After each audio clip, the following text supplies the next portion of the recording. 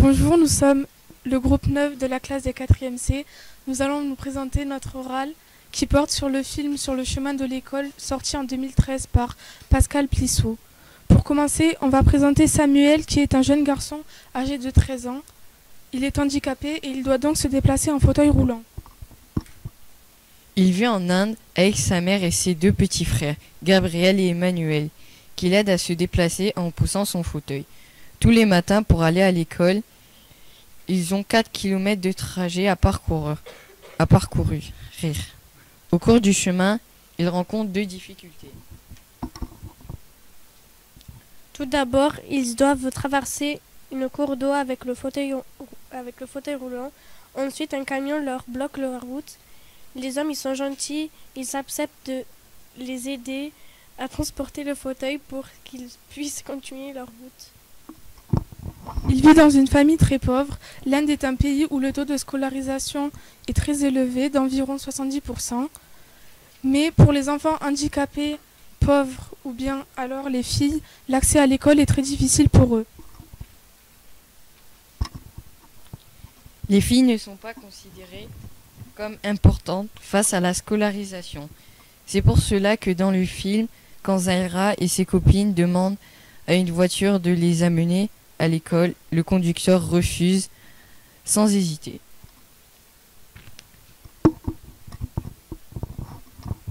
Jackson est un garçon responsable car il aide ses parents aux tâches de... Nous allons maintenant vous présenter Jackson, un petit garçon de 11 ans qui habite au Kenya,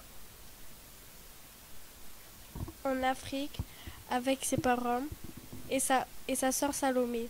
En Afrique, où le taux de scolarisation est environ de 55% à cause de la pauvreté et de la distance que doivent parcourir les enfants de leur maison à l'école tous les matins.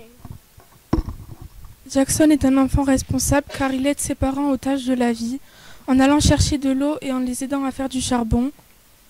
Le matin, il part vers 5 heures du matin pour aller à l'école avec sa petite sœur. Il fait 15 km en 2 heures. Il doit faire attention aux éléphants et toutes sortes d'autres animaux sauvages. La route est dangereuse. Tous les matins, il prie avec ses parents pour être protégé.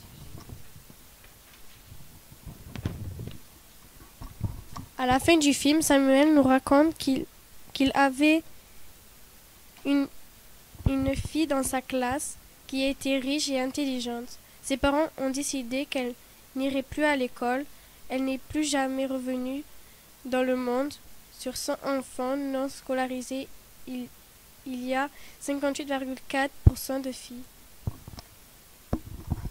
Il ne comprend pas parce que lui, il est handicapé, en difficulté et pauvre, mais pourtant il va quand même à l'école. Mais il se dit que s'il persiste à travailler, il pourra réaliser ses rêves et faire le métier qu'il souhaite. Nous pensons que pour les filles, les pauvres ou encore les enfants handicapés, c'est injuste. Pour eux qu'ils n'aient pas un accès facile comme tout le monde à l'école.